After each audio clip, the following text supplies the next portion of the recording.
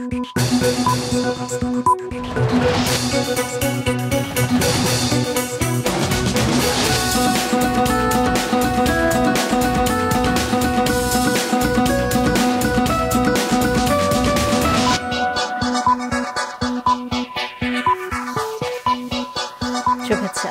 সবাইকে স্বাগত সন্ধ্যার মাছরাঙা সংবাদে। আপনাদের সঙ্গে আছি কাজী রওশনারা সাকি। শুরুতেই গার্ডিয়ান লাইফ ইন্স্যুরেন্স সংবাদ শিরোনাম।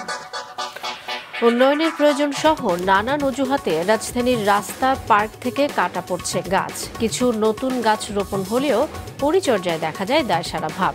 1995 সালেও রাজধানীতে সবুজ ছিল 22 ভাগ, যা 23-এ এসে দাঁড়িয়েছে মাত্র 9 ভাগে। পরিবেশের চরম বিপর্যয় কাটাতে নতুন গাছ লাগানো ও পরিচর্যার আহ্বান জানিয়েছেন পরিবেশবিদরা। প্রথম ধাপের 140টি উপজেলা পরিষদের ভোট হবে কাল। এরই মধ্যে যাবতীয় প্রস্তুতি শেষ করেছে নির্বাচন কমিশন। নির্বাচনী এলাকায় পুলিশের পাশাপাশি মোতায়েন করা হয়েছে আনসার, গ্রাম প্রতিরক্ষা বাহিনী এবং বিজিবি। সিইসি বলেছেন, মন্ত্রী এমপিদের প্রভাব মুক্ত রাখতে ব্যবস্থা নেওয়া হয়েছে।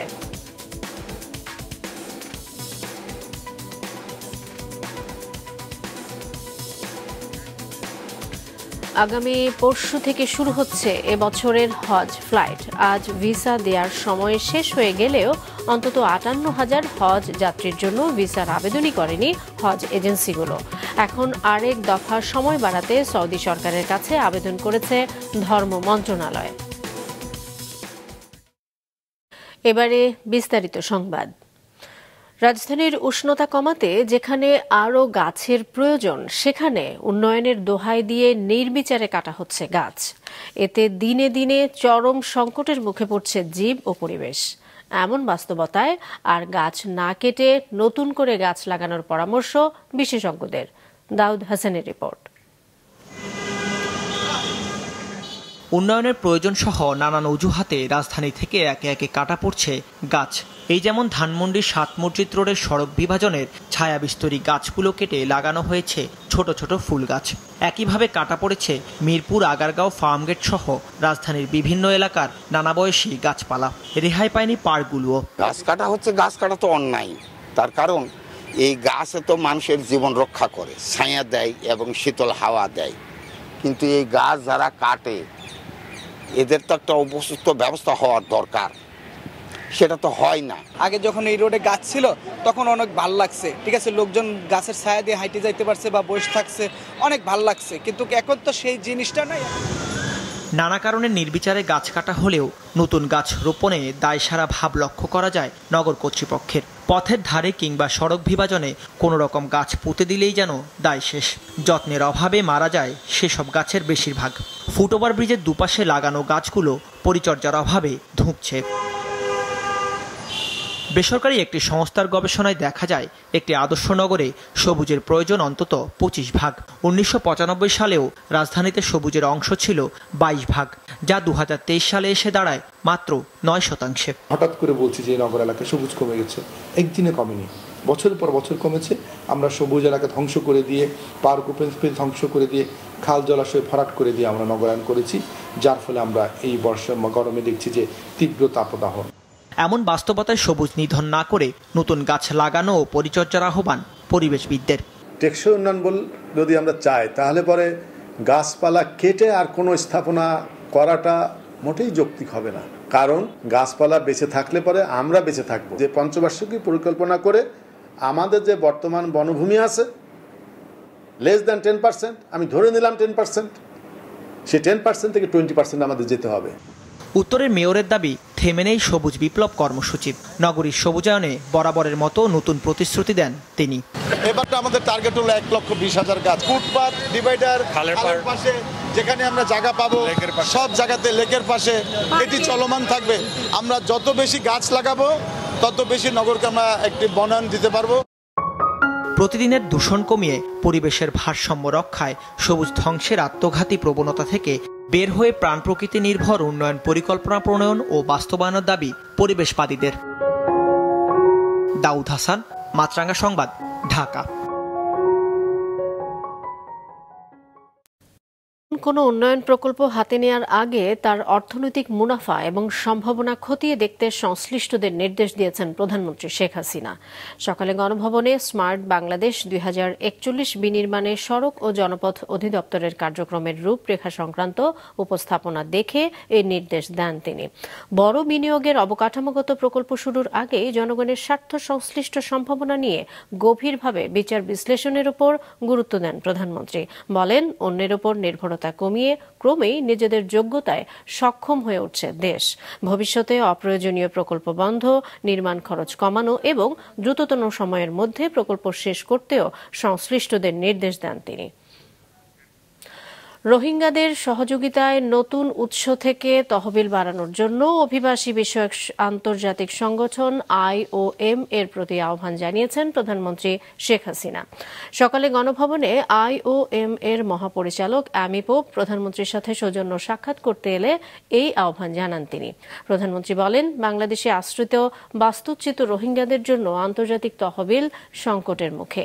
এই অবস্থায় নতুন উৎস খুঁজে রোহিঙ্গাদের সাহায্যে এগিয়ে আসতে IOM এর পরিচালককে আহ্বান জানান প্রধানমন্ত্রী। সে সময় রোহিঙ্গাদের জন্য নেওয়া সরকারের নানা পদক্ষেপ ও তাদের জন্য সৃষ্ট নানা অসুবিধার কথাও তুলে ধরেন প্রধানমন্ত্রী। প্রথম ধাপের 140টি উপজেলা পরিষদের ভোট অনুষ্ঠিত হতে যাচ্ছে কাল। নিরাপত্তা নিশ্চিত করতে পুলিশের পাশাপাশি 1,60,000 আনসার ও গ্রাম প্রতিরক্ষা বাহিনীর সদস্য এবং বিজিবি সদস্য মোতায়েন করা হয়েছে। নির্বাচন এলাকায় ঘোষণা করা হয়েছে সাধারণ ছুটি। Desk report. সকাল থেকে কেন্দ্রে কেন্দ্রে পৌঁছে দেওয়া হচ্ছে ভোটের সরঞ্জাম। এরই মধ্যে সব ধরনের প্রস্তুতি শেষ হয়েছে বলে জানিয়েছেন প্রশাসনের কর্মকর্তারা। সার্বিক নিরাপত্তায় কঠোর অবস্থানে রয়েছে আইন শৃঙ্খলা রক্ষাকারী বাহিনী। নির্বাচন কমিশনের চাহিদা মোতাবেক একটি অবাধ, সুষ্ঠু, নিরপেক্ষ নির্বাচন করার জন্য আমরা আইন শৃঙ্খলা রক্ষাকারী বাহিনী, বিশেষ করে পুলিশের পক্ষ থেকে পর্যাপ্ত নিরাপত্তা ব্যবস্থা গ্রহণ করা হয়েছে। নরসিংদীতে প্রতিদ্বন্দ্বী প্রার্থীদের মধ্যে ধাওয়া পাল্টা ধাওয়ার ঘটনা ঘটেছে। সিরাজগঞ্জ সদর উপজেলায় এক প্রার্থীর পক্ষে গোপনে বৈঠকের অভিযোগে 5 প্রিজাইডিং কর্মকর্তা ও এক সহকারী শিক্ষককে গ্রেফতার করেছে পুলিশ। গত রাতে সংবাদ সম্মেলনে জেলা প্রশাসক মীর মোহাম্মদ মাহবুর রহমান এ তথ্য জানান। ঘটনাস্থলের সিসিটিভির ফুটেজ ও প্রতিষ্ঠানের কয়েকজনকে থানায় নিয়ে জিজ্ঞাসাবাদের পর প্রিজাইডিং কর্মকর্তা সহ 5 জনকে গ্রেফতার করা হয়। আমরা জানার সাথে সাথেই নির্বাহী ম্যাজিস্ট্রেট, পুলিশ এবং রিটার্নিং অফিসার স্বয়ং তাৎক্ষণিকভাবে অভিযান পরিচালনা করেন। এই ঘটনায় 8 জনের নাম উল্লেখ ও অজ্ঞাতনামা 20 জনের বিরুদ্ধে মামলা করা হয়েছে।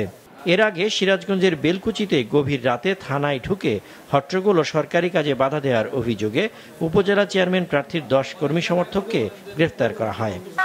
উপজেলা পরিষদ নির্বাচন অবাধ, সুষ্ঠু, শান্তিপূর্ণভাবে অনুষ্ঠানের লক্ষ্যে আইন শৃঙ্খলা রক্ষায় প্রথম ধাপে 418 প্লাটুন বিজিবি মোতায়েন করা হয়েছে।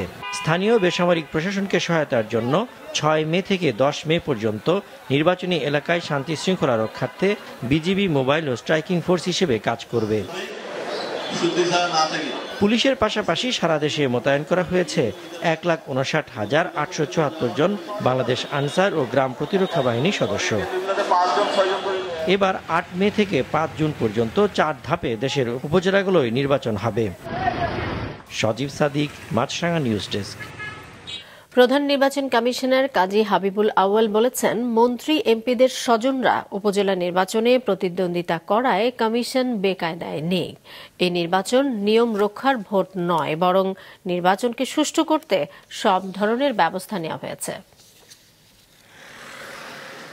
আগামীকাল দেশে প্রথম ধাপে যে 140টি উপজেলা নির্বাচন হবে তার বিষয়ে বিশদ জানাতেই সকালে আগারগাঁওয়ে নির্বাচন ভবনে সাংবাদিকদের ডাকেন প্রধান নির্বাচন কমিশনার। নির্বাচন অবাধ, সুষ্ঠু ও নিরপেক্ষ করতে তাদের যাবতীয় প্রস্তুতির কথা তুলে ধরেন। আইন শৃঙ্খলা রক্ষাকারী বাহিনীর সদস্য কেন্দ্রে থাকায় নির্বাচন সুষ্ঠু করা সহজ হবে বলেন সিইসি। কেন্দ্রীয়ভাবে বিভাগীয় এবং জেলা পর্যায়ের সংশ্লিষ্ট সকল কর্মকর্তাদের সাথে আমরা মত বিনিময় করেছি এবং কমিশনের যে নির্দেশনাগুলো সেগুলো তাদেরকে অবহিত করা হয়েছে। জেলা প্রশাসক এবং পুলিশ সুপারের যৌথ নিয়ন্ত্রণে থাকবে। এতে করে ফোর্সেস ডিপ্লয়মেন্ট এবং মোবিলাইজেশনটা সহজতর হবে। মন্ত্রী এমপিদের স্বজনরা প্রতিদ্বন্দ্বিতা করায় কমিশন বেকায়দায় নেই জানিয়ে সিইসি বলেন, কেউ যেন কোনো প্রভাব বিস্তার করতে না পারে সেজন্য স্থানীয় প্রশাসনকে নির্দেশ দেওয়া হয়েছে। নির্বাচন যাতে প্রভাবিত না হয় আমরা আমাদের তরফ থেকে সব ধরনের চেষ্টা করে যাচ্ছি এবং যারা মাননীয় সংসদ সদস্য, মাননীয় মন্ত্রী অনেককে আমরা নিবৃত্ত করতে পেরেছি। ভোটের দিন কোনো অপকর্ম বা শৃঙ্খলা ভঙ্গ হলে টেলিভিশন চ্যানেল দেখেও ব্যবস্থা নেওয়া হবে বলেও জানিয়ে দেন তিনি। যদি কোনো অপকর্ম হয়ে থাকে, শৃঙ্খলা ভঙ্গ হয়ে থাকে, সেগুলো তাৎক্ষণিকভাবে আপনাদের গৃহীত ছবির মাধ্যমে হয়তো মিডিয়ার যে বিশেষ করে টিভি চ্যানেলগুলো যেটা আমরা সবসময় দেখতে থাকি সেখানে হয়তো এসে যাবে, আমরা তাৎক্ষণিক ব্যবস্থা নিতে পারবো। নির্বাচন সুষ্ঠু করতে প্রার্থী সমর্থক সহ সবাইকে সহনশীল আচরণ করার আহ্বান জানান সিইসি। উপজেলা নির্বাচনের প্রতিটি পদে গড়ে 4 জন প্রতিদ্বন্দ্বিতা করছে। ক্ষমতাসীন দল দলীয় প্রতীক ব্যবহার না করায় নির্বাচন প্রতিদ্বন্দ্বিতামূলক হচ্ছে বলেও সাংবাদিক সম্মেলনে জানানো হয়। নিয়াজ মোর্শেদ, মাছরাঙা সংবাদ, ঢাকা। আজ ভিসা দেওয়ার সময় শেষ হয়ে গেলেও অন্তত 58,000 হজ যাত্রীর জন্য ভিসার আবেদনই করেনি হজ এজেন্সিগুলো। সময় বাড়াতে সৌদি সরকারের কাছে আবেদন করেছে ধর্ম মন্ত্রণালয়। দোষী এজেন্সিগুলোর বিরুদ্ধে আইনি ব্যবস্থা নেওয়ার কথা জানিয়েছেন ধর্ম সচিব। মাশরিক রাহাতের রিপোর্ট। চলতি বছর সরকারি ও বেসরকারি ব্যবস্থাপনায় হজে যাবেন 83,000-এর কিছু বেশি হজযাত্রী। 9 মে শুরু হচ্ছে হজ ফ্লাইট। এর মধ্যে সরকারি ব্যবস্থাপনায় যে 4,283 জন যাবেন তাদের সবারই ভিসা হয়ে গেছে। তবে এক দফা সময় বাড়ানোর পরও বেসরকারি ব্যবস্থাপনায় অন্তত 58,000 হজযাত্রীর ভিসা হয়নি। কারণ এবার যে 259টি হজ এজেন্সি হজযাত্রী পাঠাবেন তাদের মধ্যে অনেকেই তাদের যাত্রীদের জন্য সৌদি আরবে বাড়ি ভাড়া না করায় ভিসার জন্য আবেদনই করেননি। আমাদের সরকারি ভিসা হয়ে গেছে, মানে সরকারি মাধ্যমে যারা যাবে। বেসরকারি ভিসা আমাদের 19,000 বা 20,000-এর মতো হয়েছে, ধরেন তো 80,000-এ 20,000 হয়েছে, মানে 60 বাকি আছে। যদি কেউ না করে সেটা আমাদের আইন অনুযায়ী আমরা ব্যবস্থা নেব। আমি করি না। আজ নির্ধারিত সময় শেষ হয়ে যাওয়ায় আরেক দফায় ভিসা দেওয়ার সময় বাড়ানোর জন্য সৌদি সরকারের কাছে আবেদন করেছে ধর্ম মন্ত্রণালয়। তো সকল এজেন্সিকে অনুরোধ করব তারা যেন মানে যে টাইমটা পাবে এক্সটেন্ডেড তারা করে ফেলে। আমরা বিব্রত বোধ করি যদি বারবার টাইম চাওয়ার জন্য। ঢাকায় সৌদি আরবের রাষ্ট্রদূত জানিয়েছেন সকল হজযাত্রীর যাত্রা নিশ্চিত করতে কাজ করছেন তারা। A letter from His Excellency Honorable Religious Minister to our Minister of Hajj and Umrah, a request to extend date of closing the registration for Hajj, and we'll see inshallah. And we do care about all the programs and especially here in Bangladesh. Again in our Saudi সরকারের পক্ষ থেকে ত্রাণ ও দুর্যোগ মন্ত্রণালয়ের কাছে 75 ton খেজুর হস্তান্তর অনুষ্ঠানে রাষ্ট্রদূত আরও জানান, চতুর্থবারের মতো চলতি বছরও বাংলাদেশি হজযাত্রীদের সৌদি অংশের ইমিগ্রেশন ঢাকায় হবে। রুট টু মক্কা ইনিশিয়েটিভের অধীনে হজযাত্রীদের ব্যাগও বিমানবন্দর থেকে সরাসরি চলে যাবে তাদের নির্দিষ্ট হোটেলে। মাশরিক রাহাত, মাছরাঙা সংবাদ, ঢাকা। সংবাদের ইচ্ছে বিরতি, ফিরে এসে আরো থাকছে। জুলাই থেকে স্থায়ী দোকানে পাওয়া যাবে ভর্তুকি মূল্যে টিসিবির পণ্য, কার্ড না থাকলেও কেনা যাবে জানালেন বাণিজ্য প্রতিমন্ত্রী।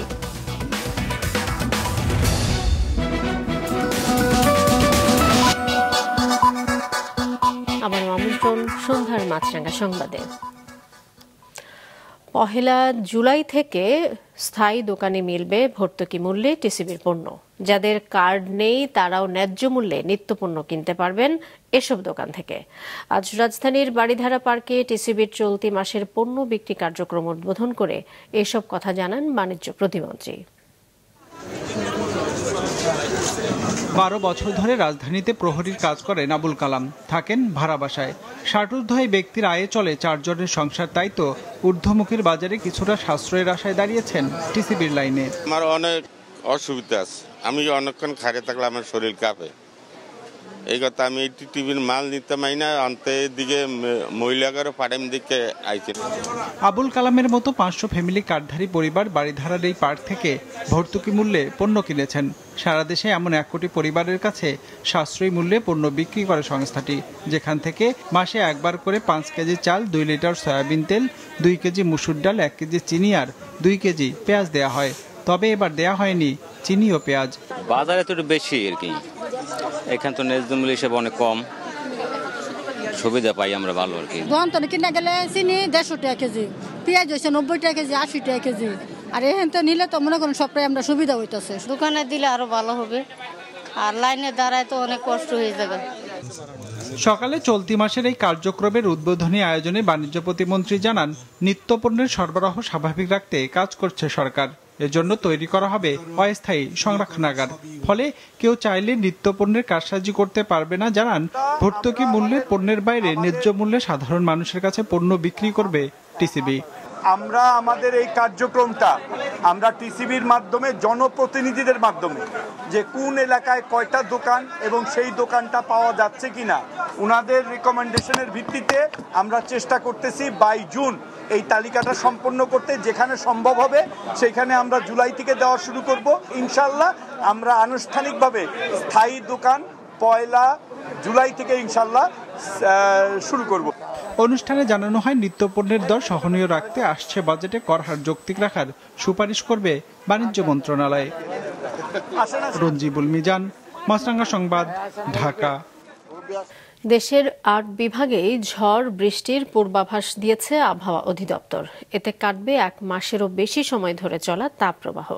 তবে এখনও 3 জেলার উপর দিয়ে মৃদু তাপপ্রবাহ বইছে। সকাল পর্যন্ত গত 24 ঘন্টায় সব বিভাগেই কম বেশি বৃষ্টি হয়েছে, তবে বৃষ্টির প্রবণতা বেশি ছিল চট্টগ্রাম বিভাগে। সামান্য বৃষ্টি হয়েছে রাজশাহী ও রংপুর অঞ্চলে। সবচেয়ে বেশি 130 মিলিমিটার বৃষ্টি হয়েছে ফেনীতে।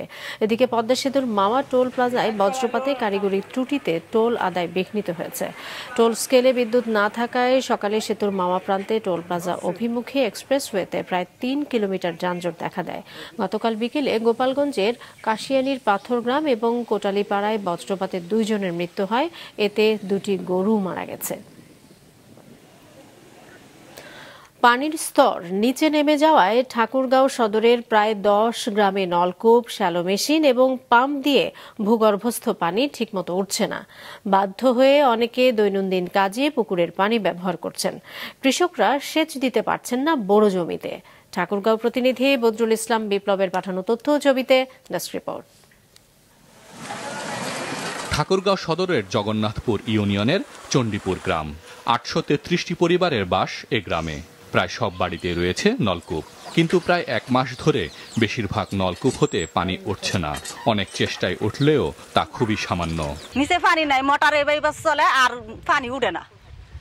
টিউবওয়েলেও পানি নাই, টিউবওয়েল যাতা দিলে ফাল মেরে উঠে।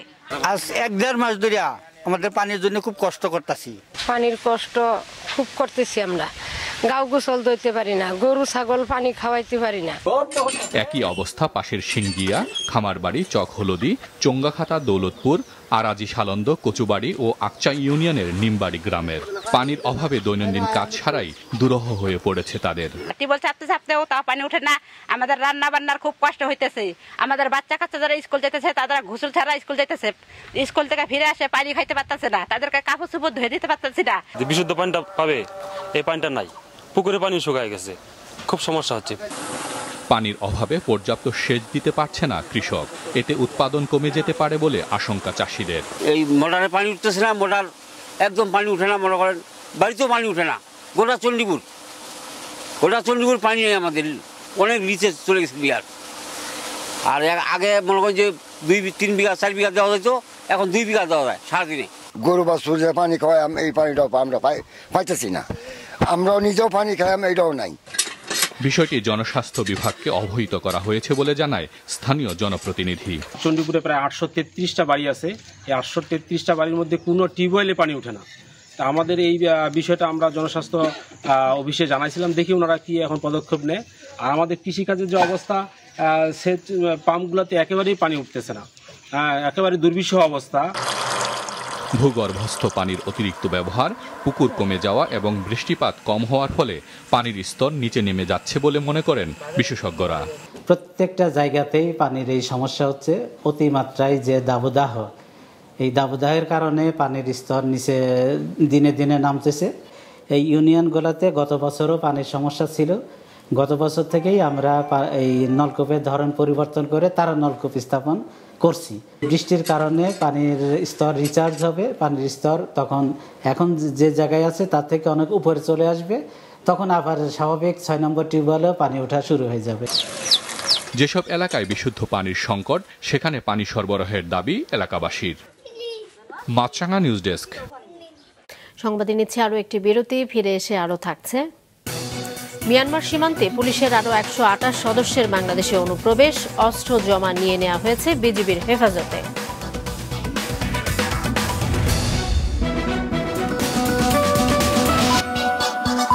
আবারও আমন্ত্রণ সন্ধ্যার মাছরাঙা সংবাদে। মিয়ানমারের রাখাইন রাজ্যে বিদ্রোহী আরাকান আর্মির সঙ্গে লড়াইয়ে টিকতে না পারে দেশটির সীমান্তরক্ষী বাহিনী বর্ডার গার্ড পুলিশের আরও 128 সদস্য পালিয়ে বাংলাদেশে আশ্রয় নিয়েছে। তাদের নিরস্ত্রীকরণ করে বর্ডার গার্ড বাংলাদেশ বিজিবি হেফাজতে নেওয়া হয়েছে। সীমান্তের বিভিন্ন সূত্রে জানা গেছে, রাখাইনের মংডু শহরের অদূরে বিজিপির একটি বড় ঘাঁটি দখলে নিয়েছে আরাকান আর্মি। সেখানে সংঘাতের জেরে বিজিপি সদস্যরা আচারবুনিয়া ও নাজিরপাড়া পয়েন্ট দিয়ে বাংলাদেশে ঢোকে। এর আগে শনিবার নাফ নদীর বিভিন্ন পয়েন্ট দিয়ে ঢোকে আরো 40 জন। খেলার খবর। মূল লক্ষ্য আত্মরক্ষা, অবশ্য লক্ষ্য আছে আরও একটি আন্তর্জাতিক পর্যায়ে স্বর্ণজয়। এমন লক্ষ্যকে সামনে রেখে এগিয়ে যাচ্ছে বাংলাদেশের উশু। তবে বরাবরের মতো বাধা পৃষ্ঠপোষক, অর্থ এবং নিজস্ব ভেন্যু। শাকির রুবেনের রিপোর্ট। কিছুদিন আগে চীনে অনুষ্ঠিত আন্তর্জাতিক আমন্ত্রণমূলক উশু টুর্নামেন্টে 6টি পদক জেতে বাংলাদেশ, 2টি রূপা এবং 4টি ব্রোঞ্জ। পদক জয়ী সেসব উশুকাদেরই সংবর্ধিত করেছে ফেডারেশন। আত্মরক্ষার্থেই উশুর প্রতি আকৃষ্ট হয় আগ্রহীরা, আর এই আগ্রহী উশুতে এসে এখন উশুকারা পদক জিতছে। আমি তো কাবাডিতে প্লেয়ার, আমি ভালো খেলতে পারি কাবাডিতে, বহুবার দেশের বাইরেতে গেছি। আর নিজেকে বেঁচে থাকার জন্য এটা খুব একটা দারুণ একটা পথ, মানে শত্রুর হাত থেকে বাঁচার জন্য। আমরা একটা নিজস্ব ভেন্যু পাইলে আমরা উশুকে আরো বিশ্বের কাছে আরো অনেকভাবে তুলে ধরতে পারবো, অনেক ভালোভাবে তুলে ধরতে পারবো। এই সাফল্যেই এখন উশুর সান্দা বিভাগের বিশ্বকাপে খেলবে বাংলাদেশ। অস্ট্রেলিয়ায় যে আসর বসবে নভেম্বরে। 6 জন যারা মেডেল পেয়েছে এরা 6 জনেই খেলতে পারবে। আর স্পেসিফিক যদি ওরা আলাদা কোনো চয়েস দেয় সেক্ষেত্রে ওরা আমাদেরকে চিঠি দিবে। উশুরই এগিয়ে যাওয়ায় মূল অন্তরায় স্পন্সর এবং অর্থ। জাতীয় ক্রীড়া পরিষদের মাধ্যমে যেটা আমরা পাই সেটা দিয়েই আমাদের প্রশিক্ষণ প্রতিযোগিতা আমরা এটা চালিয়ে যাচ্ছি। তবে আমাদের আসলে বছরে এখন 2 থেকে 2.5 কোটি টাকা প্রয়োজন হয়, ঠিক আছে, কিন্তু আমরা টাকা পাচ্ছি মাত্র 50, 52, ঠিক আছে, এই রকমের। কর্মকর্তা বলছেন উশুতে পদক জয়ের আশা অফুরন্ত, তাই স্পন্সরদের প্রতি তার আহ্বান উশুর সঙ্গী হন যেন তারা। শাকির রুবেন, মাছরাঙা সংবাদ, ঢাকা। নারীদের ম্যারাথন দৌড় প্রতিযোগিতা Senora long Dhaka women's marathon 2024 অনুষ্ঠিত হবে আগামী 24শে মে। রাজধানীর হাতিরঝিলের এফডিসি মোড় থেকে সকাল 5:30টায় শুরু হয়ে প্রতিযোগিতা শেষ হবে পুলিশ প্লাজার কনকর্ড পয়েন্টে। সকালে ঢাকা রিপোর্টার্স ইউনিটে এক সংবাদ সম্মেলনে এ ঘোষণা দেয় এভারেস্ট একাডেমি এবং অ্যাথলেটিক্স ফেডারেশন। এ সময় উপস্থিত ছিলেন স্কোয়ার ট্রয়েলজিস মার্কেটিং বিভাগের জ্যেষ্ঠ নির্বাহী কর্মকর্তা মীর মনিরুল হোসেন সহ ঊর্ধ্বতন কর্মকর্তারা।